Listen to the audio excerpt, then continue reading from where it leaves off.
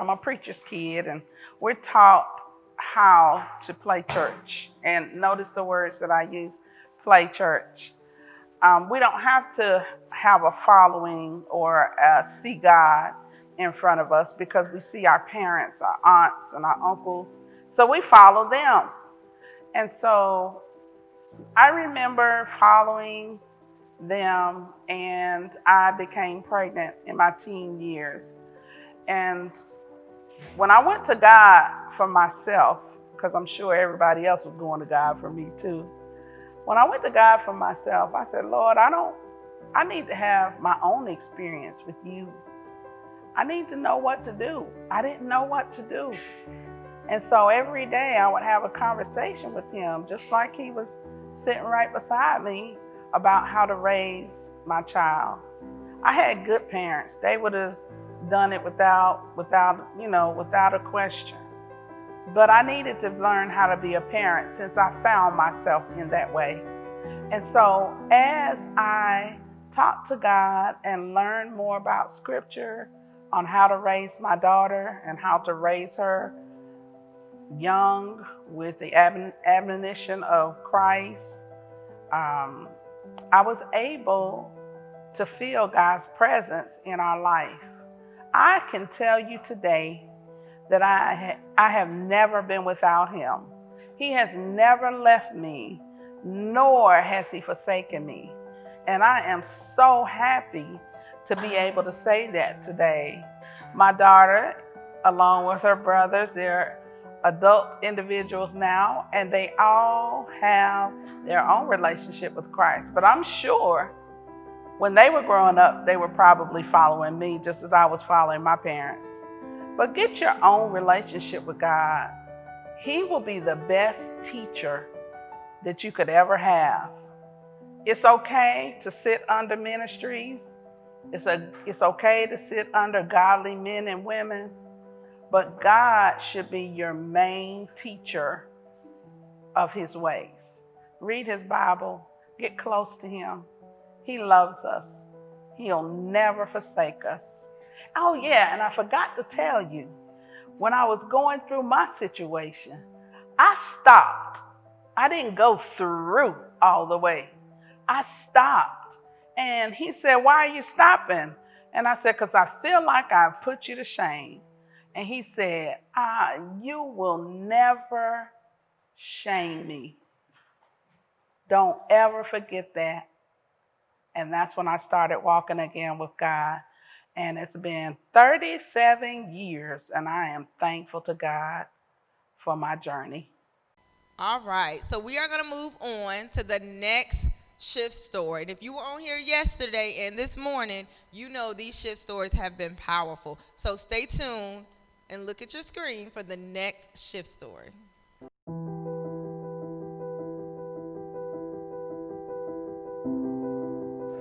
When I think about a time that my life has taken a shift, or that I have experienced a shift that has brought me closer to God, my brain just starts going crazy. It's just so many for me to even focus on.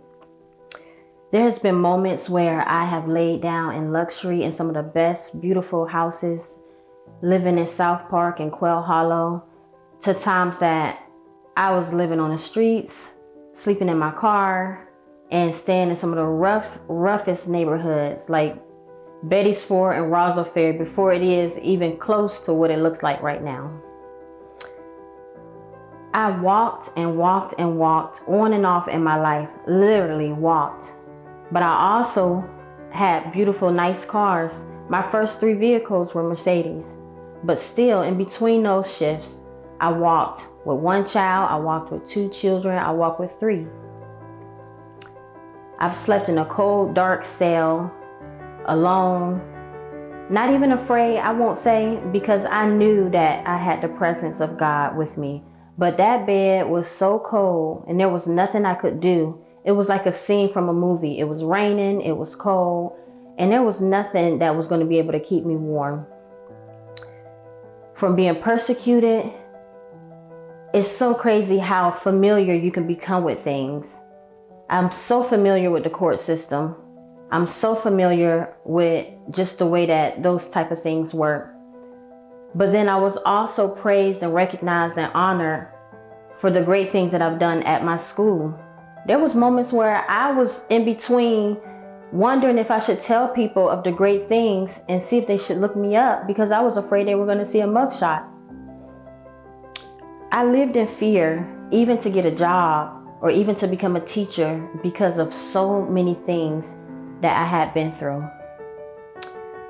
I've laid my head down, not having a clue of how I was going to be able to pay my bills, but being called a fool from my family, from counselors, asking me, why do you still need to be paying your tithes? That should not be a part of your budget.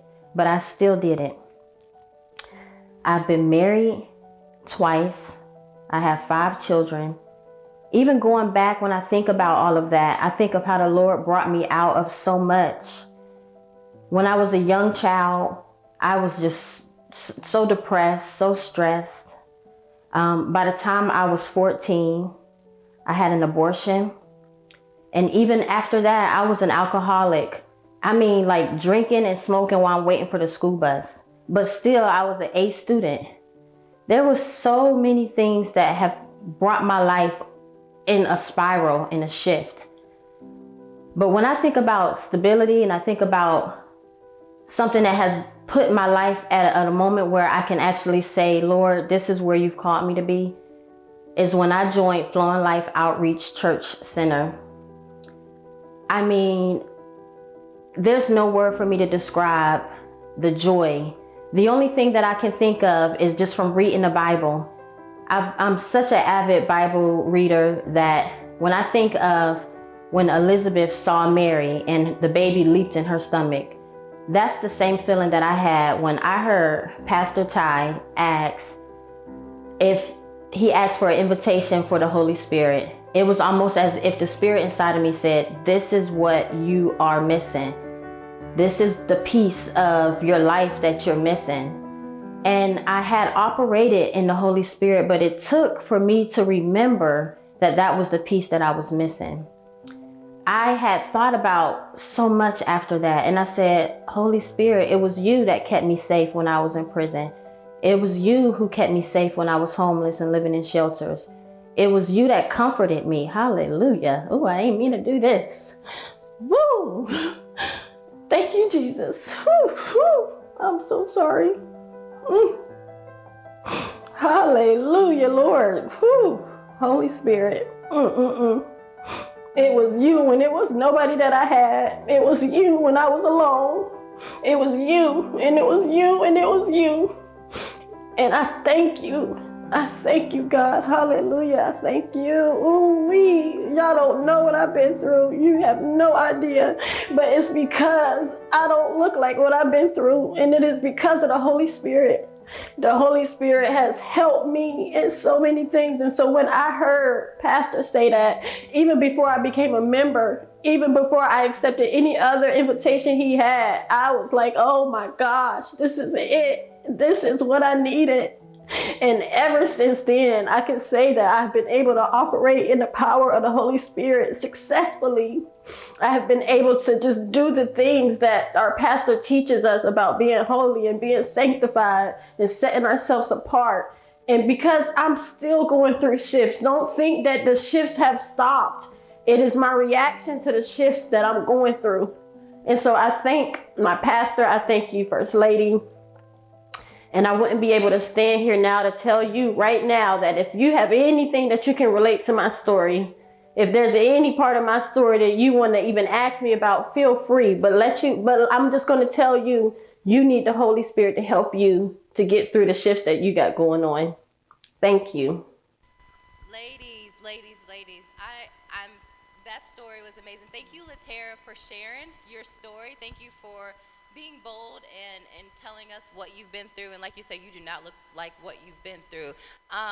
Ladies, we thank you for bearing with us while we take care of these technical difficulties. I see people are still logging in. So thank you for working with us and being patient while we got things together. But I am excited because I've been waiting on this for a while. Ladies, how are y'all feeling? Great. Good, Fantastic. good. Y'all ready? Okay, Yes. so we have our sister chat recap, and so what we're pretty much gonna do is I have some questions that I have for these ladies, and then if you guys have any questions based off of what you heard last night or what you hear some of these ladies say, go ahead and drop your questions in the comments because I can see your questions and then I can pose them to the panel. So if you have questions or if something comes to mind, you have something to say, put it in the comments so that we can make sure we share it with our panel. So to start, I just want to go down the line, and I want you ladies to introduce yourself. First name, last name is fine, but I do want the panel to know who you are, the guests to know who you are. So we'll start with you. All right, guys, I am Jasmine Jones. Hello, ladies. Hey, Jasmine. Good morning. My name is Audrey Francis. Hi, Audrey. Hello. Praise the Lord. I am Lori Ford. Good morning, ladies. Hey, Lori. Okay, so now that you know our panel, I'm going to go ahead and jump right in. So the first question I am going to pose to Jasmine. So Jasmine, what do you think about when you hear the word shift? What comes to mind? Oh, wow. I would say the word release. And I say that because I struggle with just being in control of things. And I know for a fact now that without releasing, I can't do the work for his kingdom. So that would be a perfect word for me. To shift is to release your control and what you, the plan that you have for yourself, because it's ultimately for the kingdom in him. So that's it. Yeah. Anybody else? What y'all got? What do you think about when you hear the word shift? I would say just moving from one place to another. Yeah. A change in position. Yeah. I don't want to use the word shift again, but a different direction. Yeah. And then adding supernatural onto that when I look at shift. So. Okay. Lori, you got anything? Yeah, I definitely agree. But another thing that comes to my mind is like dying to yourself daily, like shifting daily. Like people say, oh, mindset shift like it's a once a month thing. Yeah. No, I get up daily. Like I got to shift today. Like we had to shift earlier. So I think of like literally having a funeral daily to myself. Yeah. And to piggyback off of that, one thing, because I'm a definitions person, so I look up words, especially when they jump out to me when I'm reading. And when I read the word shift and I looked it up, the end of the definition said, but it's to cause to move, but a lot of times it happens in small increments. And so a lot of times when you're shifting, and I know for me personally, I don't feel like a shift is happening, but it really is. So even just a change in your mindset or just like a change in a small morning routine or whatever that may be, that's a shift. That is a shift. And sometimes God intentionally asks us to shift these little things. Like I know Pastor had put it out there for us to start getting up at 5:30. That was a challenge that he had given us. And that was a shift that God had asked me to make a couple years ago. But we're not going to get into that. But like I really started, I actually was obedient and started making that shift back in June. And oh my gosh, so much has changed from making that little shift. So a lot of times it's small increments, but they make a big difference. So I do want to throw that out there. Thank you, ladies. All right, so I'm just going to throw this one out to the group. What is the hardest part about a shift, and how do you handle it? Anybody can go. Anybody. I feel like the hardest part for me was just dealing with the discomfort of it. Anybody who has ever been through a shift, most shifts are not comfortable. So just being uncomfortable, the whole stretching part of that, and then just trying to comprehend what's actually taking place before you realize that this is a shift. So. Anybody else? I would also say obedience for me. Because I struggled with that, in the past. Like, God, is this you? I was just, wandering, as Lady Tara mentioned yesterday. I was wandering, and I'm just like, okay, God, is this you? Like, do you want me to do this? X, Y, and Z. And I'm like, okay, now the position that I'm in now and the mindset that I have now is like, yes, I need for you to do this. I need for you to touch my people. I need for you to be obedient to grow my kingdom once again. So, yeah. That's good. Lori, what you got? I got a tie, y'all. I got a tie. So Okay. two of the things, it's been two things that's been really hard, like that's a tie. I'm going to say number one is not comparing God to the fathers or the earthly people here. Like, okay, God is a God of no, not disappointment, but I'm like, I'm comparing you to the father in my house. I'm like, I don't know, God, can I trust you? That was hard. Like, ugh. And then the other one was what the lady said earlier, releasing control. And people be like, Jesus, take the wheel, take the wheel.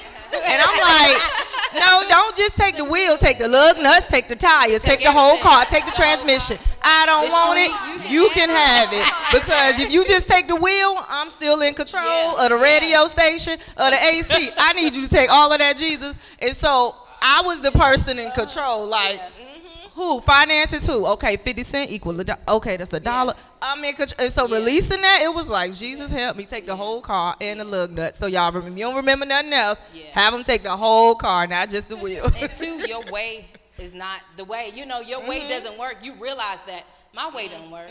His way works because I end up in the ditch with the car. In the ditch. I end up with the leaves. With the leaves. I end up in the ditch and I'm like, can somebody pray for me, please? You know, because that's it. So, yeah. So My how way do in you it. handle that though? Like, what are some practical ways that you handle?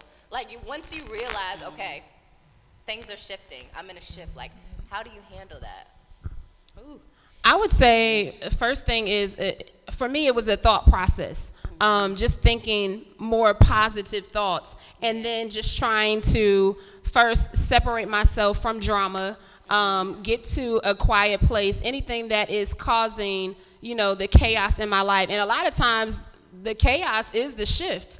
Some people don't realize that, but I would say just kind of coming to a quiet place, and just moving from there. Hello. You better say that. You better tell the people. Because, honey, That's good. What do y'all think, ladies? it's a lot. Like, I would say for me, it has been really, because I was very self-absorbed, like, about me, it's all about me. And I had to literally tell myself, girl, it ain't about you, sit down. It's not about you. Why you keep looking in the mirror? You need to look to God. Like, sit down. Okay, do I need to spell it for you? Like, sit down. Like, I had to really tell myself that it is not about me. Because if it was about me, I'd be in the bed. Like, so it's not about me. So I had to literally keep telling myself, like, God is trying to do something through you, and God will tell me by any means necessary. If I have to have your mom on drugs, by any means necessary. If I have to have your daddy not here, by any means necessary, I'm going to work through you. So I had to say, you know what, God, by any means necessary, let me sit back and turn that mirror off and look to you. So I had to know, like, y'all, it's not about us. Like, we're not here just to be about us. So if you don't take nothing else, no, it's not about you. And to identify the distractions too. Like, you can't let who you used to be mentally hold you hostage. Like, you have to identify, everything, your past. You have to identify that and know, like, okay, I'm not that person anymore. So I can't move the same. I have to operate different so I can hear him, So you better say it. Yeah. That's good. I think one thing for me when I was going through a shift that really helped me was finding, like Lady Taryn said yesterday, was finding accountability partners. So for me, like when I think about the story I shared with you guys yesterday, when I first met God, like I had my friends, they know God, but there was something different happening in me. There was something, and I felt like a lot of people wouldn't understand. And so I actually started praying, like, God, send me somebody that will be able to help me through this transition. Like someone that's going through the same thing that I'm going through. We can lean on each other. And I'll tell you, right now, I feel like I prayed one of my friends into my life because she came in and we were on the same page. Like, we were inseparable. It was like, oh, you going through that too? Oh, you can relate? Exactly. Like, we could relate to each other. And so I had that, I would tell her, I'm trying to work on XYZ with my finances, or I'm trying to work on making sure I have more quiet time, or whatever it is. And she would text me like, girl, what you doing? Get up. Like, to this day, her and I still text each other like 5:30 in the morning. You up? Right. What's going on? So I think one way that really helped me with the shift is having someone to hold you accountable. And like I said, I feel like I prayed one of my friends to my life. So if you do not have anybody that can hold you accountable, or that you feel like understands what you're going through, ask God to bring that person, because we're not meant to do life alone. Like, That's there's true. all, we're supposed to be connected to other people. So anybody, anything else? Yeah, accountability, right? Okay. Okay, so I have this one friend, right? Okay, in which in my past I was like, she's always nagging and she always telling me what to do, you know, not knowing that God sent her in my life for a reason. And I'm like, you don't understand, I don't see it yet. The things that you're telling me, I don't see it yet. You know, the things that you're telling me God is sending you, I don't see it yet. And she's just like, okay, well, what do you need to get there? You know, that's always your excuse. Do you need a bus? Do you need a plane? Do you need a scooter? I mean, what do you need? And she's like, okay, do you need a bus, a plane, a scooter? What do you need? Because at this point, you're making excuses for yourself. Like, you're not going to grow in him if you keep making excuses. A good friend. You know? That's a good so friend. I'm like, okay, God, you sent her. I don't want her right now, okay? But I'm going to get it together. And I stopped using that word as an excuse, like, okay, I'm not there yet. You're never going to get there if you keep using that term. Amen. You're never going to get there if you keep using Amen. that word, you know. Amen. So those words, so I'm just like, okay, I have to understand that the power is in my tongue. Hello. And what I speak, Hello. you know, it is so, you know. So I'm like, okay, friend, I'm there. I'm Hello. getting there. You bought me a flight, you know. Hello. So, yeah. Hello. Yeah. And I just want to piggyback off. Those are the friends that I call like kingdom friendships. Like, you don't even know why God assigned you this friendship or brought them people in your life, or they've been your friend. They can see something so much in you that God is showing them, because guess what? They have that. We have the same spirit in us. So those friends, I'm like, God send it. I stopped praying about, I'll say, God, take the friends away from me. But then I started praying, bring some people back to me to fill me up, the right people. So now I don't take friendship lightly. I'll be like, oh, that's my kingdom friend. Okay. That's my kingdom friendship, because I know, like Lady Terrence, I don't want a yes person. Check me. Tell me take that post off Facebook. Tell me when you're wrong. Tell me this. And that's called like a kingdom friendship, because we represent Christ. Yeah. We can't represent Christ doing stuff we was doing in the 99 and 2000. That's not a kingdom. That's not a kingdom friendship. Let's be real. That's not a kingdom relationship. So I love the accountability. And God has put like a lot of older people around me. It's like, I connect so much with them. So I'm like, okay, God, thank you, because you know I'm hard-headed and you know I need that accountability. And sometimes older people have a different way, because they have more wisdom and experience. So they have a different way of checking you in love. It's like, I received that. Yeah. So, yeah. Yeah, that's good. That's good. That's good. So I do want to take a second and remind you ladies that if you have any questions, go ahead and throw them in the chat so that I can make sure I can post them to our panel. So if you have any questions, or if you have anything that you want to hear about, go ahead and drop that in the comments now so that I can make sure I pose the questions for you. Okay, so next question for you ladies. How do you know when it's time to make a shift spiritually? I would say a lot of times, I feel like we're an emotional generation already. So for especially the millennials, we feel like, oh, that looks right, it feels right, it smells right, so it gotta be right. You know what I'm saying? And that's not always the case. Everything could be a perfect picture, a perfect puzzle, and you automatically think, okay, I'm in the will of God because everything has fallen in place. You know, there's no red flags, all of that stuff. That's not really how God operates all the time. And I feel like just knowing that that you're in His will, it will be confirmed. And through that situation or whatever it is, I feel like, you know, it would be a time where He is proving Himself, or, you know, of course, He's getting the glory out of that situation. So I feel like that's one way, just to know that you're, you know, heading in the right direction in His will. That's right. And as Lori would say, check His track record, okay? Because He'll reveal Himself. Well, He has, for me, revealed Himself in my life numerous of times. So I know for a fact when it's not Him. You know, I know for a fact when it's not His will and His way. So I'm just like, okay, God, you did this before. You did this before. Okay, this don't look like you. This don't look like you. And I'm very uncomfortable, you know, sometimes. So that's it for me. Yeah, somebody in the comments says when you get too comfortable. Yes, I was about to say, I agree. When you just, oh, everything's fine, la, la, la. God be like, no, now sit down and let me tell you about you. Let me show you, and let me show you how you will shift. I mean, even during this COVID-19, because that's what I'm going to call it, because I'm not in a pandemic. But even in this, it's like, oh, we could get comfortable. We can get in our bed. We work from home. We can have on our pajamas. And God is like, no, I'm going to need you to continue to work, but I'm going to need you to take it up. Okay.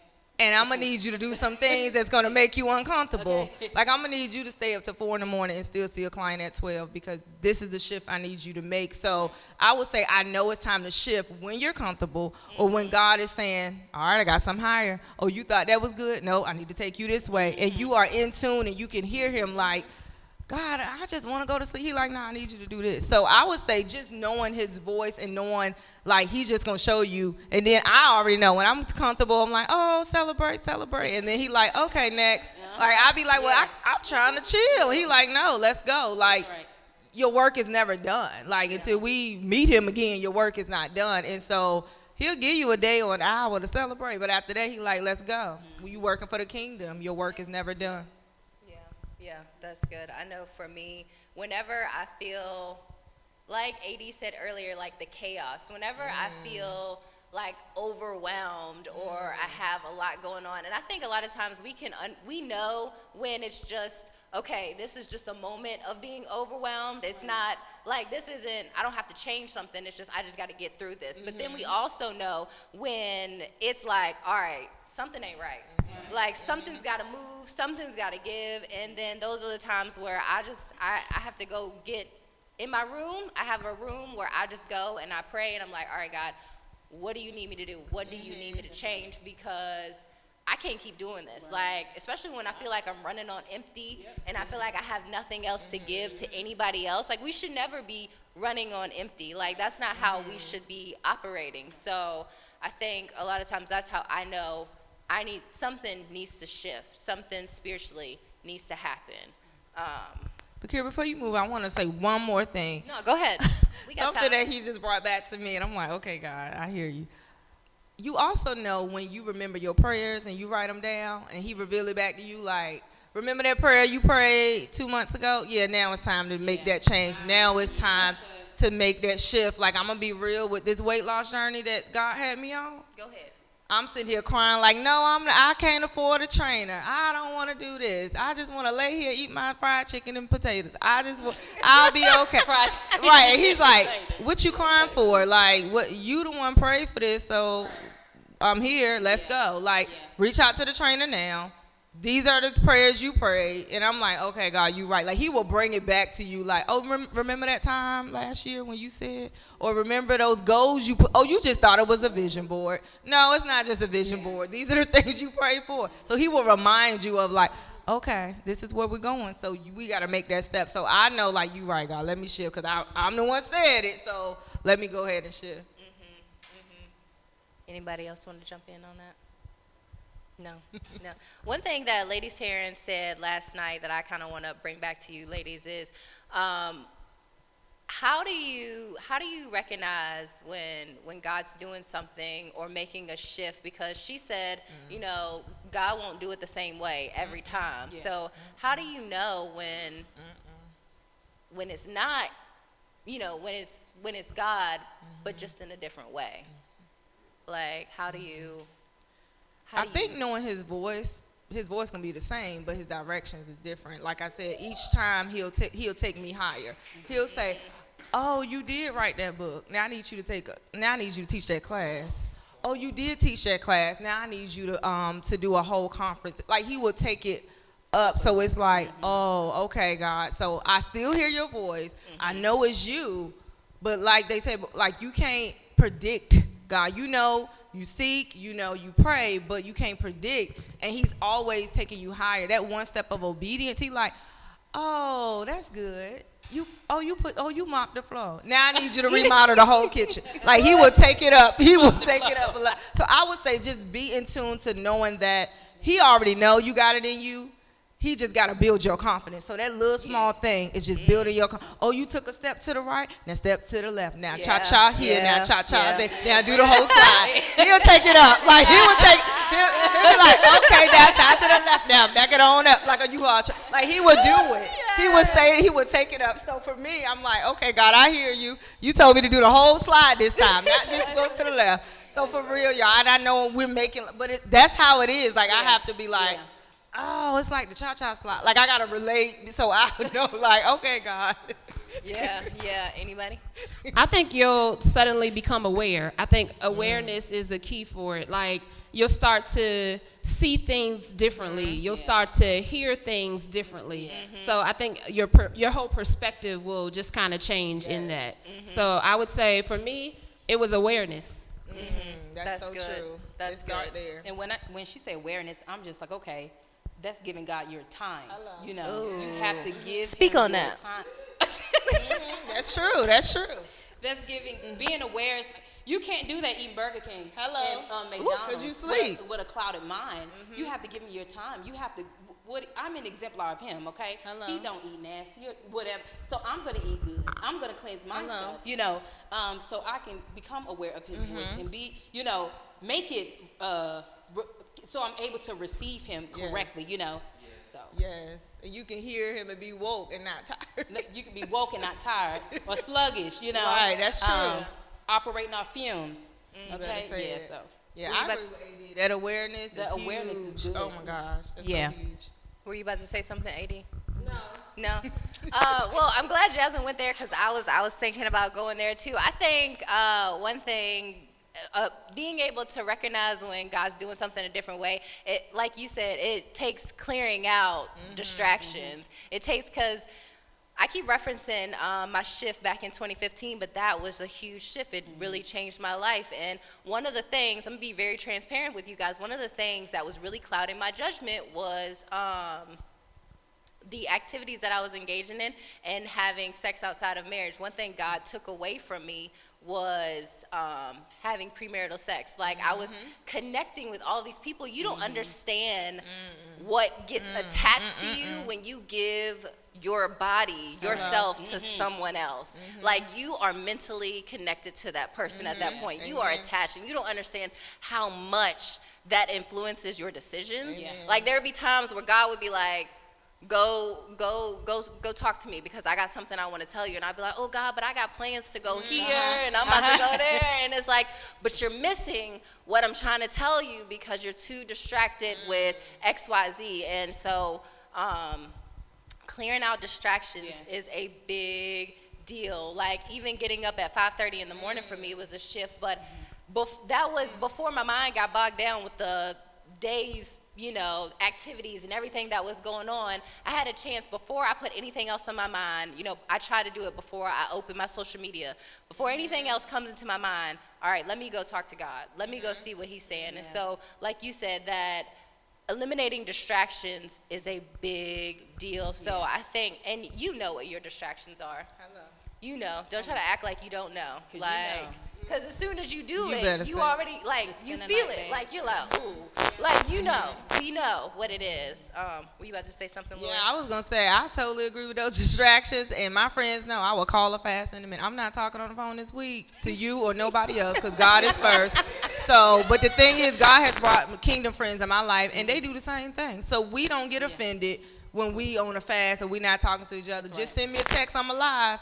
That's all I need to know. Like, oh, she liked my picture, she alive. That's fine. Like, God will call me to I only can talk to God this week. Like, yes, I talk to him daily, but I can't talk to you either. I can't talk to nobody else. Right. He will be like, no, I'm calling you higher, so you only can talk to your husband this week. Okay, God. Like, so those distractions, you be like, That's right. okay, I only can eat apples and raspberries. Okay, God. Thank you. Like, those distractions are real. Like, they are so real, y'all. And They are. I do it like a time blocking sheet. So it really shows me where my time go. And I had a wake-up call to be like, girl, you spend that much time on social media? Yes. Oh, well, God is promoting my business. Okay, you spend that much time on social media. Like, he don't care about that. You spend that much time. So it's like, I had to do like a reflection, like, girl, you spending too much time in this area, in this area. You could have read the whole chapter of Acts by now. You still on the first verse. Like, what's going on? You checking social media too much, or you talking to, I remember I used to talk to my sister every morning. Love my sister to death. That's my best friend. Every morning, God was like, you talk to her longer than you talk to me in the morning. I said, you better check me, God. You better check me. So even if she called, I would put, you know, pause, have my praise and worship, and then when I'm almost about to pull up at work, I used to be like, all right, Keith, just calling you, because I'm like, okay, God, I got to talk to you. You right. Like, oh, yes, this your sister, but you got to put me first. So, yeah, those distractions, nobody exempt. Mama, daddy, nobody. I would say I definitely agree with the distractions. For me, I had to come to a place where I start valuing my time more. And even with Speak on that. just kind of recognizing that my time is very important. I was giving my time too freely, whether it be shopping, whether it be friends, whether it be just chilling and doing whatever. Like I was just giving my time too freely. And so once I came to a place and I was like, okay, well, I have to almost like protecting your peace, I got to protect my time too. And so I became more aware and I start valuing my time more. And then even with that, just friends being around me in my ear and stuff like that. That's a lot of, that goes with the whole chaos and the valuing time and all of that. But anyway, I had to kind of drain that out, all of that unnecessary foolishness. And then also just, how can I say this? Just kind of, people could be your friend, but then it's also, you can at times have bad energy from them, negative energy and stuff like that. So even at that time, if we're not vibing, like you're draining my energy. So it's just, cutting that off as well. That worked for me. So. I want us to ask a question about that. Was it easy for us to just cut off friends? Like, is it easy to just, that's what I think the audience may need to know, like, us to talk about, like, the transition. Yeah, distractions cut off, but was it easy? Like, how did we do the whole cut off? Or no, like, ooh, these friends I gotta see them once a month. Like, because I know we all probably been through the transition of friends gone, friends coming, we gotta cut you off once a month. Like, okay, do not accept this week. Like, how... For us, Go ahead. I honestly feel like if they're your friend, they understand. I know my girls, they understand me, I understand them. So it's nothing for us to send a text or a phone call, group chat. Hey, I'm busy this week. It's me and God. I'm doing this. And we're like, okay. We don't really ask no questions. We're going to pray for you, and you come back when you're ready type deal. So I feel like if it is a real friendship or a kingdom friend, like like Lori said, they'll understand, and it'll be easier. It's nothing hard about that. And if they're not your real friends, as Lady Taryn mentioned yesterday, cut them off anyway. They'll start dropping off. They'll start dropping. I can't always be available. I'm sorry. If I'm connected to him and I'm trying to go somewhere in him, I'm sorry. I can't always be available because I have work to do once again. So if you're my real friend, you're going to jump on board, okay, and see about what I'm doing here, or you're going to fall off on your own because I'm busy in him, so. Ooh, that's true. I would say, like, my shift to, like, 2016 when I was all dived in and I'm like, okay, God, this is different. But it was hard at first because I'm like, God, like, I don't have no more, like, these friends. And he like, they not your friends. Like, go ahead and move forward with me, and I'll bring you the people that I want in your life. So those people who struggling, like, with one foot in and one foot out, trying to carry these friends, they're not supposed to be there. The ones who are going to be there, they'll be there. Or, I'm going to be honest, they in categories. That's the friend I call happy birthday, Merry Christmas, and I still love you, honey, but I see you on the other side. That's right. I got to put you in categories because we can't go together. So you're going to invite them to a birthday party so you can get a gift? No. I would say hallelujah, Merry Christmas. You were my college friend, and at that time, that's the type of friend that I thought I needed. And at that time, you fulfilled something. But now at this time, you're not fulfilling that. And we're not supposed to be connected wherever you are. And so it's like I'm leaving you in 2006 where I found you. Because in 2020, the Lord is sending me some more people. And no hard feelings. We meet you on the other side. I'm still praying for you. However, I know we can't stand beside each other. Because I'm not. You either going to follow me with Christ, or you think I'm going to follow you and I'm going to turn to the right and say bye. And you can't handle that. So God will be like, drop it off, put them in categories, and focus on me. So I wanted to speak to people who struggling with like, oh, loyalty. Okay, Jesus, he's loyal. He's the only one who won't disappoint you because she will disappoint you every single day. He will disappoint you every single day. That's okay because he's not God. So if you're struggling with that disappointment with a friend, that's okay because we got a friend in Jesus. Remember that song back in the day, Grandma? What a friend in Jesus. Like, I can't sing it, but. Sing it, Lord, sing it. That's what we got. So I know I struggle with that because I was in my 20s. Just all for, like, die hard. And, like, everybody around me wasn't. They like, girl, you changed and you this and you that. I'm like, that's what we supposed to stay the same. I didn't know that. Yeah. So I have to change because I would be dead if I didn't change. Like, Right. you have no purpose here. Goodbye. That's how I felt. So if you struggling with that, no matter what your age is, you got to talk to God and say, God, like, take them away, put them in categories, and help me just have a friend in you, and he will give you everything. It was times where I'm just alone, like, okay, Jesus, it's me and you, and I was so okay with that. Yeah. And do you know, some people creep up just to show you where you are. Hello. You know, and I Hello. had to Speak on recognize it. Like, some people would creep up to see, you still down? Hello. You still going? I'm not there. And it reveals to you, like, okay, God, I see my growth now. I see where I am. You know, I'm not there anymore. So, you know, I need you to handle this person for me because I'm not doing it on my own. Because, you know, my way is a bit different. My way is, hello, excuse me. Hello. We can't be friends. So I had to learn, like, God, I'm going to pray to you because we know who I am, you know, in the flesh. Because I you know, I know how I would say things, but now it's like, no, God, I'm going to let you handle that. Thank you for, you know, showing them, you know, revealing them to me, like, okay, I'm not there anymore. I'm not that, and I will not receive that anymore. You know, I will grow, continue to grow, you know, so. Amen. You better For me, speak yeah. that. AD, what was you about to say? I forgot now.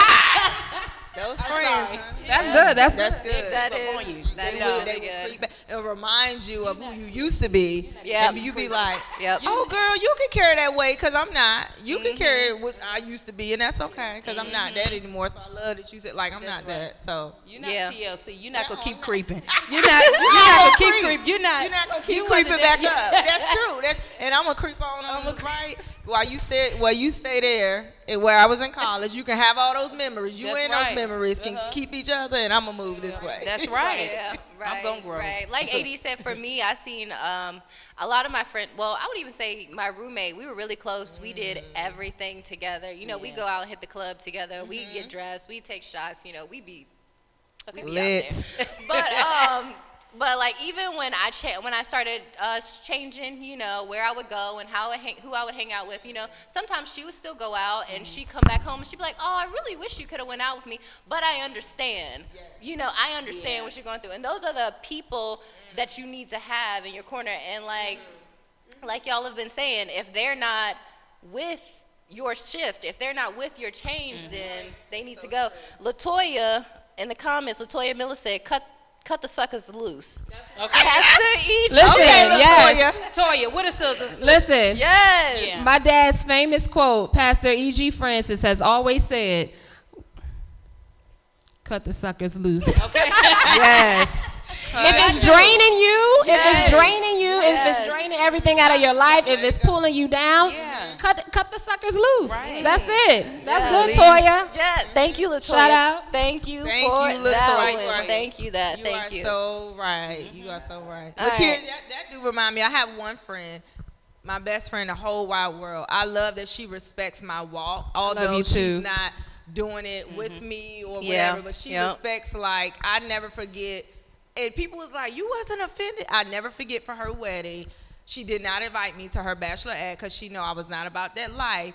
And she told me, like, look, I love you, but I didn't invite you. And I said, girl, thank you. I respect you. Like, thank you. I'm going to send you Right. what you need, a flight? Do me a favor. Like, what you need? I was like, they like, oh, you wasn't mad? No, she respect that I wasn't about that life no Yeah. more. And I didn't want to go to Miami, Jamaica and do whatever they were doing. And she was like, and we're still best friends to this day. And I love that about her. Yes, she know Christ too, but we just live a different lifestyle. right. But we are able to still come together. She don't have to invite me because she know I'm not about that life no more. So I love that. I'm like, they're like, I would have been that. You'd have made up matron of honor, and I'm still the matron of honor, and I'm gonna give God the honor, and I'm gonna send some money on her flight, and I'm right. gonna celebrate her from a distance. And that's what Jasmine was saying. Let God take care of them, because a lot of Yeah. times God will go ahead and tell those people, like, you know, or like He'll stop them from even coming your way. So you ain't Yeah. even gotta worry. You ain't gotta worry about it, because that was one thing I was worried about when my friends and everything. I was like, oh, well, how am I gonna talk to people? Like, how am I gonna tell them what's happening? And then a lot of times people just stop approaching me. Like, I stopped getting invited to, and that's fine. Oh, that is fun. That is fun. All right, y'all. Hold on. Wait. All right, so I got another question for you. Sorry, y'all. I done got caught up. Where we at? All right, so, so how do you know, or how do you make sure you're shifting according to His will, and not because you just tired of your current situation, you just tired of how things are going? How do you know it's God's will? Oh, Jesus, help us. For me, I would say it's nothing I would do myself. My shifts, like no other. Like even the small, like Lakira said earlier, it's like I'm not telling myself to get up at 5:30 and go run. When you told me you was getting up at 4:30, I was like, ooh. Yeah, I had to get up at 4:30 to be at the gym at 5:30. So I had to get up and still go to work by 8 o'clock. Like I know, like God, I would never tell myself that. Like write a book. What you mean write a book? Like I'm tired. I'm going to sleep. Like I'm good. Like what do you mean do this? Start a business. But what money, God? What are you talking about? Where you getting this money from? Okay, like I would say personally for me, even though those sound like big things, but even something like apologizing for your aunt that you offended, although you thought you was right, stuff like that. I'm not thinking at myself like, la. He like, no, before you do this conference, I need you to call home girl and I need you to apologize. And I'm like, that's a shift for me. It's something that I'm like, oh God, I ain't trying to do. Like he will really be like, this is something I would say for me. I know it's him because I'm not thinking of that. It's something I would never do. It's something I would never say. I'm like, okay, God, like I know like that shift is not from me. I would say, to piggyback on Lord, mine will be my assignments. Oh no. I'm like, God, you said do what? Like I'm not used this is not me. God, I'm still growing. I'm still learning, God. I'm not there yet. Right? I'm not there yet, God. You know, so I'm like, okay, God, it has to be you. You know, it's no one else because my assignments is outside of me. You know, it's bigger than me, and I see that. I'm like, okay, God, you want me to do that, but I'm not there yet, and it's okay. It's all right. You're not going to be there, for the majority of the things I need for you to do, but it's okay. So that's how I know I can distinct the difference between God and whoever else, is through my assignments and what he wants me to do. Because it's outside of me. It's really outside of me. Literally. Yeah. AD, you got anything on that? I do want to piggyback on what Jasmine said that I'm not there yet. It's like I had to learn like, okay, a GPS when you drive and you don't just get there in 1 minute. God is showing you turn left. Now that you turn left, I'm gonna need you to stop at that stop sign so you won't get a ticket. Okay, now that you didn't get a ticket, I need you to make a U-turn. Like he's gonna tell you every little step to do. So I used to say that, well, God, I'm not polished, I'm not this. He like, I made you, I know what you are, but I'm gonna need you to turn left, even with your unpolished chip toenail. I need you to turn left, okay? I need you to do that. So even with us saying, because it's easier said than done, but he like, even with you not there yet, you just take that one step and I will get you there. You used to getting yourself there and getting in a car accident. So let me get you there and we'll have this smooth process transition. Right. And like you said, the blessing of it is he never leaves us. On GPS, he may reroute, but he never leaves us. Reroute. He will reroute us to say, okay, Jasmine, you did a U-turn, but it's all right. I'm still here. He'll redirect us, So I'm like, okay, God, you never leave me. You just reroute me. And just take me on another route. That's it, That's a word, reroute. I love it. I know, for me, I constantly, if something just keeps coming to mind, if I'm continuously being reminded of it, and I'm starting to be more sensitive when God tells me like small stuff like, check on your friend. Text your friend. Like, I'll think about her in the morning time, and I'm like, ooh, but I got to get on this assignment. I got to start working, and then I log in, and 12 o'clock rolls around, again, she pops into my mind. And so when it's stuff like that, I'm like, all right, God, well, apparently she needs me or something. So let me text her. And there have been times where I'll text my friends and I'll say, hey, are you okay? Just want to check in on you. And they'll be like, I'm glad you text me because, or I'm glad you called me because. So a lot of times for me, it's those small pokings. Like, do you ever feel like you're getting poked by God? Like, and you're constantly like, And so now I'm working on getting better with not having to be like, so many times. Like after the first or second time you poke me, I'm like, okay, all right, I'll do it. I got it. So just those small reminders. And like Lori said, like, these are things that I would never do. Like getting up at 5:30, I would never do that. But I'm like, all right, I know this has to be God. And then every morning I wake up and I look at my phone, it'll be like 5:20 something. And I'm like, ooh, I should go up and go ahead and get up now. Yeah. You know, and like it That makes happened sense. weeks in a row. I'm like, I should get up. And then I go back to sleep and then it'll be like, ooh, I overslept. So we got a question in the comments. Let me get back to it. Is there ever a time that you go to places you used to go before Christ? I can start with this one. I'll say yes. There have been times where I would go places and I'm like, as soon as I get there, it's like, man, I done took some steps back. Like, I know, like it just feels different. It just doesn't hit the same. Like you don't have that, I don't know, like I'm more anxious or nervous, not nervous, but like the feeling's just not the same when I decide to do those things or, transparent moment, when I stopped smoking, I used to smoke weed. When I stopped smoking and I tried it again, it was not the same. It was not, like when I try to do those things that I used to do, it's not the same. And Holy Spirit convicts me like almost immediately. It's before I'm doing it, when I'm in the act, like it's not the same. It's and I know on the inside of me, it's like God's like, you're better than this. You know, we've come so far. Why are you going backwards? You know, one time I looked in the mirror as I was doing something I knew I wasn't supposed to be doing, that I had walked away from, that I went back to, and I looked in the mirror and God said, how can I continue to use you if you keep putting all this trash in you? You know, like literally, this I'm is not looking, your body. I'm looking in the mirror. I'm not saying anything, but these words I hear, how can I use you if you continue to go back to the trash that I've taken you from? You keep putting this trash in your body. And so I think just being led by those convictions when you do are tempted to go back to those things, and reminding yourself that you're better than that. You've come so far, you know? So that's how it is for me. When I first started, for me, I was, first I was like, no, I'm not going to go. I'm not going to do this. And then I got to a point where I'm like, oh, I can handle it. I can go. So I would go. And my desire was like, And it was the club. Like, oh, I can handle this. It's homecoming. I can just stay in here and not do what everybody else do. I can listen to the music and just nod my head. But I would say for me, it just reminded me of a place that I just didn't like or didn't want to be anymore. Those desires changed. I'm sleepy. I'm yawning. I don't want no drink. Give me some water. Like, it was not fun. I'm Shake like, your what? fast, watch yourself. Bye. So, like, now, the places I go, your desires will change. Yes. When you change in God. Like, fun for me is watching Netflix with my husband. Fun for me is going to the park. Like, fun for me is being on Zoom. Like that, your desires, this is fun for me. Like, this is my day. Like, your desires will change. But I will say, when I went back before, I'm like, oh, this will be nice. And I'm like, this is whack. Get me out of here. Like, somebody rescue me, please. I would have to agree with Lori. I know she stated she found things that were fun for her.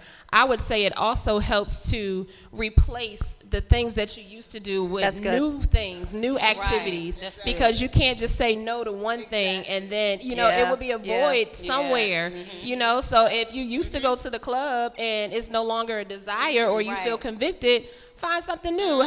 Turn your, it sounds whack, but have your own little club. Like, I sound really old and whack right now. I know it, but listen, that's the one. I dance around the house all the time. Okay. You know what I'm saying? Do something else. Find something create. That's where you start exploring your creativity And learning. And things start coming, yourself. out of you. So find something else to replace the club with. If you used to drink and it convicts you now, and you can no longer do that, start mixing other drinks. I with call no them alcohol. mocktails. I make mocktails.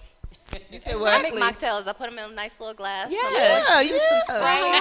Hello. No, that's so true. I would say with these, like that hip hop dance class. Oh, on and popping, like but it's a hip hop workout dance class. You do what you do. You getting your workout in. You being healthy, and you on to the house. You not waiting in line till midnight. You not trying to get in free. You not doing none of that. You done by 7 o'clock, and you at the house like, okay, cooking my like that's fun. Or Canva, creating stuff in Canva. That's fun for me. I'm like, yes, I can't wait to create this post and do, like, you would think everybody, you think it's $1 million, but Like, I'm not taking a nap before the club. I got to rest them. No, I'm like, okay, let me do this Canva post real quick. Like, that's fun. And being creative and knowing, like, dang, God, you put all this in my hand. Like, I was wasting it. I could have been writing books and doing stuff, but I'm in the club. So, yeah. Somebody in the comments said, to that question, they said, when things that don't normally bother you start to irritate your soul.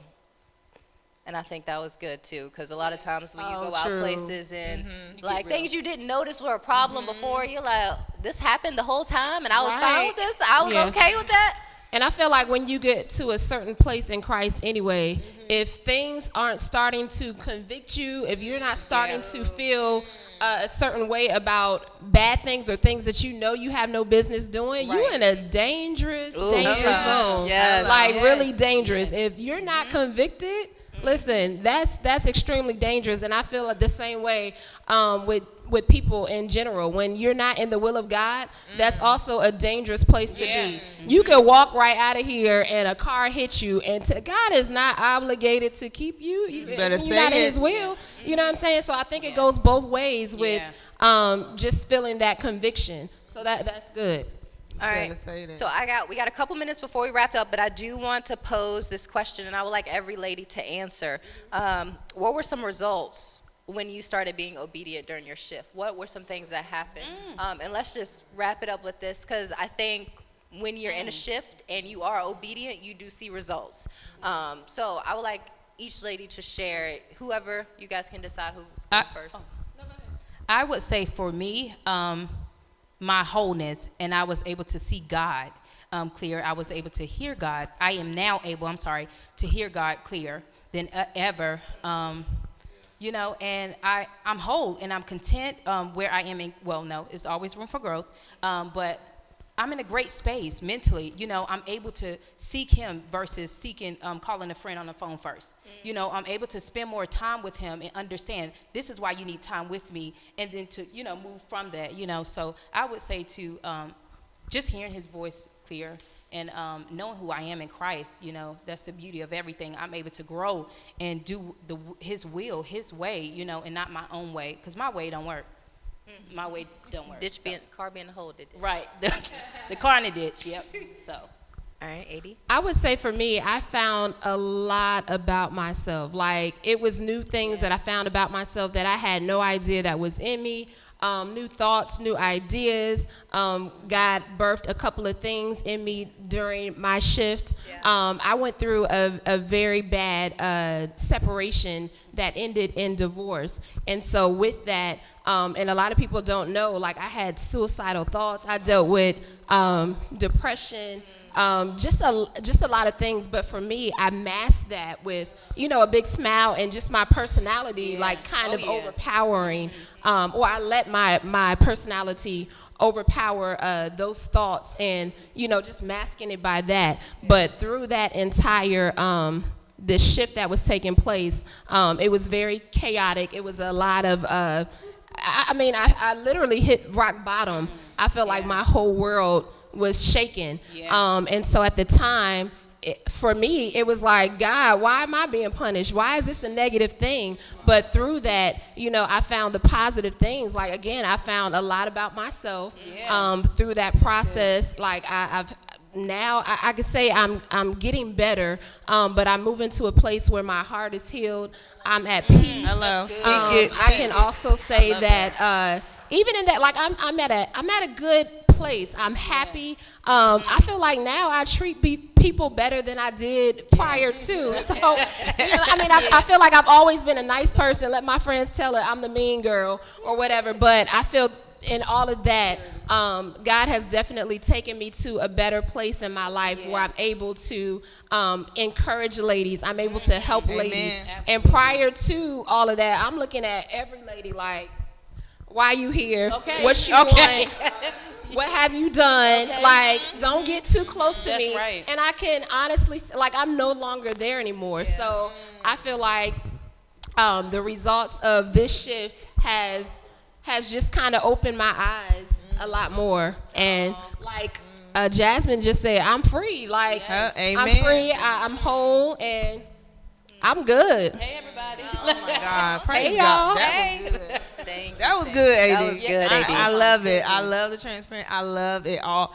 I don't even know where to start. Like, he taught me so much. I'm going to do 3 things, y'all, I promise. Because I feel like these are like going to blow your mind. All right, speak on The first thing I will say is God showed me confidence in myself. And I didn't know who I was. My clothes made me. My shoes made me. My hair made me. And he showed me like, oh, if you go to Ephesians, you would know who you are. And so I stopped letting those words of family and stuff people put on me, oh, you bougie, or you did the negative things. And I'm like, oh, well, maybe I'm bougie. And then I had to go to Ephesians and be like, I ain't bougie. I'm chosen. I'm called. I'm his masterpiece.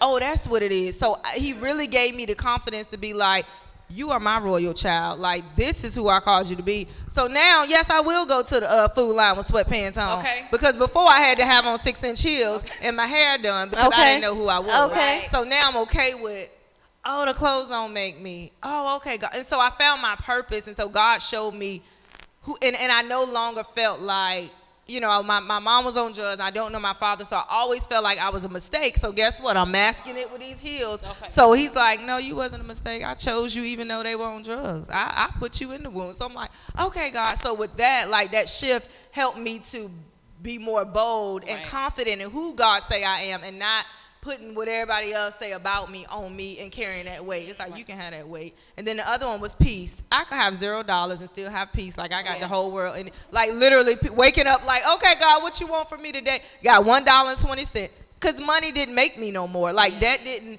make, that ain't, my father rich, so I'm rich with 20 cents in my account. That's okay, because I'm still rich because my father rich. So that peace and no longer having anxiety about, oh, I gotta do like that peace and that freedom was phenomenal. Like that freedom just to be me and not worry about everybody else. It's like, okay, I can be me. Oh, this is what it looks like. So I would say that peace, that freedom, and then that confidence, God showing you like who you are in him. Like that's like no other, like that's the prize. Like you won end all be all. Like that's the prize for me. So to me, those are some like results of the shift. And you just won't be worried having all these crazy thoughts in your head no more because you know, like, even in the process of hurt, pain, trials, and tribulations, you still have peace. You still wake up in the pandemic like, what's up, Jesus? Hey, in the pandemic, what you talking about? Like, you still have so much peace because you like, okay, COVID, what's up? That's all you got? Like, okay, I got Jesus. That's what I got. So for me, that helped me. That's good. That's good. One more thing, I'm Go sorry. ahead. The last thing for me that I forgot to mention, another result was silence. I know for me, like prior to the shift and all of that, like, you know, we as ladies, we could be real catty, you know, talking a lot and things of that nature. I've never been the one to gossip, you know, a lot and stuff like that. But I feel like with the shift, it caused me to be silent. And I feel like a lot of times, you know, people are, that's the problem. They're running their mouth too much. They got their mouth here, their mouth there, and instead of just focusing on the situation and the shift at hand. And so for me, silence was a result of that, and it's been helping me. That's good. That's good. I call it shut mouth grace. Yeah, no, that's good. Okay. I like that. I like Give it a that. name. The Hush Minister. Join it. Okay, I like that. So I'll wrap it up and I'll just say for me, and I think this goes along with a lot of what you ladies said, was also I learned who I was. A lot of things that I thought I was interested in or the things that I thought I liked to do, I realized I like those things because of the people I was hanging out with or because of the people that were around me. But it's like, do I really like to do this? Do I really like to, like, I don't like going those places. Like, I realize I like being outside. Like, I like doing things outside. So, you know, it was a lot about me that I learned through those shifts. And like we said earlier, letting people go and letting go of distraction. So just even with the small changes that you make, I think it tells you a lot about yourself. And so that was one of the big things for me, is that I really learned who I am or who God created me to be, and my quirks and these little things about me that I'm like, oh, I don't really like those, and I try to mask them, but then I realize, like, no, that's me. That's who he created me to be. So thank you, ladies. I want to say thank you for being transparent. Thank you for being willing to be on this panel. And I want to say thank you to Lady Taryn for putting this whole thing amen. together. It has been phenomenal. The ladies have you. been commenting this whole time saying they love it. This is good. This is great. So you ladies have been great. I really appreciate that.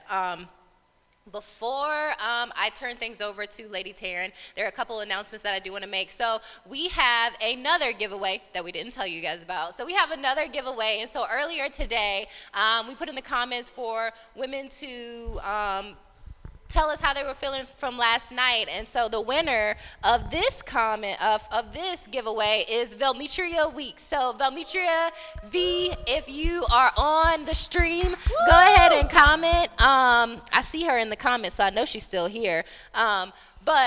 So Velmetria, you are the winner of our last giveaway. So go ahead and comment so that we know that you are here. And we appreciate everyone that participated, everyone that logged in, everyone that streamed. Please continue to stay connected to us. If you have been impacted by this Shift conference at all, and you want to give or sow into this ministry, you can do that by going to www.flowinglife.org, or you can send money through Cash App, which is Flow. Hold on, wait, let me make sure I get it right. Flow Center. So, we hope that you all were blessed by this. We hope that you are encouraged. We hope that you are willing to take that small step, listen to God, watch, and be observant, and make that shift that he is asking you to make. If you feel him poking you, go ahead and do it. So we thank you. Thank you for logging in. And I'm going to turn things over to our lady, our first lady, Lady Taryn.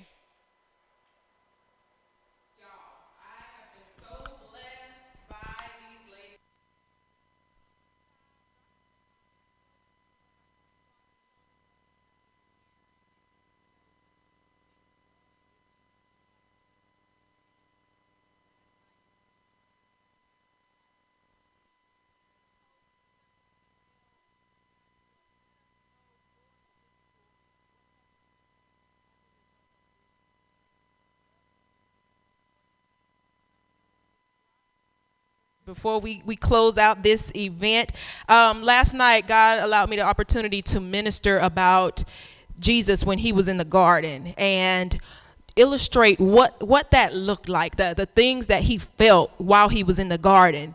And so actually this morning I woke up and I did some more reading on that, and the Lord led me to read a little bit more even after that, when after the scene in the garden when they took him and he was making his way through the city to be crucified. And in my mind, I began to wonder, like, God, what happened in between the garden and the cross? Because we saw yesterday how he was feeling all of these feelings, all of these emotions, all of these things that were weighing him down, but he continued to press, he continued to pray and ask God, and even said out of his mouth, not my will, but your will be done. So even after that, as he was making his way to the cross, you would think that he would still be struggling and of course, physically he was. Physically, it was painful for him. And I began to ask God, okay, God, what was the difference? Because we didn't see in the Bible where, he cried out to God until he got to the cross and he said, why have you forsaken me? But in that journey to the cross, I don't recall it saying anything about him calling out to God. And what God showed me is back in the garden is where he died. Back in the garden is where he gave up his will to carry out the assignment that God had for him. And using that example for our life is what we need to look at, what we need to realize when God is calling us to shift. It's about getting a resolve even before you go into what God is telling you to do. Because then once you know that you know, nothing else will be able to persuade you differently. Nobody will be able to tell you you can't do it. Nobody will be able to distract you, even as the ladies were sharing. And so I want to just read this real quick verse. Open up Mark 8 in verse 34, and I'm going to just read it to you. And calling to the crowd to him to him with his disciples, he said to them, and this is Jesus before all of what he did happen, if anyone would come after me, let him deny himself and take up his cross and follow me. For whoever would save his life will lose it, but whoever loses his life for my sake and the gospel will save it. For what does it profit a man to gain the whole world and forfeit his soul? For what can a man give in return for his soul? For whoever is ashamed of me and my words in this adulterous and sinful generation, and oh my, we see a lot of that even now, and this was back then, of him will the Son of Man also be ashamed when he comes in the glory of his Father with the holy angels. So we got to understand the overall purpose, the big picture, not just isolating circumstances, not just isolating even the shifts that God is telling us to do. You think just because you're making one shift, even as Latera said on her shift story, you're going to continue to be in a mode of shifting when you're walking with God. And that's what it's about daily. Like Lori said, dying to yourself daily, taking up your cross and moving forward and walking with God and allowing his spirit to lead you. And so when you're talking about taking up a cross, that does not mean you're taking on burdens and weights and like, oh, I gotta do it and woe is me. No, it's about taking it to God and dying to yourself, dying to your feelings, dying to those emotions, all those things that are distracting you from what the voice of God is telling you. And that's what this shift is about. That's what these past 2 days have been about. And we know that you all have been blessed by it. I'm going to pray us out real quick. Thank you all so much for joining us. I encourage you to take up your cross daily. Make the moves that you need to make. Father, I thank you for this opportunity to just come together, to fellowship, to love on one another, to encourage, build up, and lift up one another, God, as we move forward according to your purpose, your will, and your plan, God. I thank you, Father, for everything that was deposited into our hearts, God. I pray, Lord, that you will continue to breathe on that thing. Continue to water us, Father God. Continue to fill us up, God, and allow your voice to echo in our ears so that we will move forward, God, without restraint, God. I thank you for every person who has joined in, God, and I pray peace over their minds, peace over their homes, Lord God, peace in their assignments in the name of Jesus. God, you give us perfect peace, God. God, you give us perfect peace, and I thank you for it, Lord. I thank you for the shift that has taken place and the shifts that are to come, God, that we are no longer wanderers, God.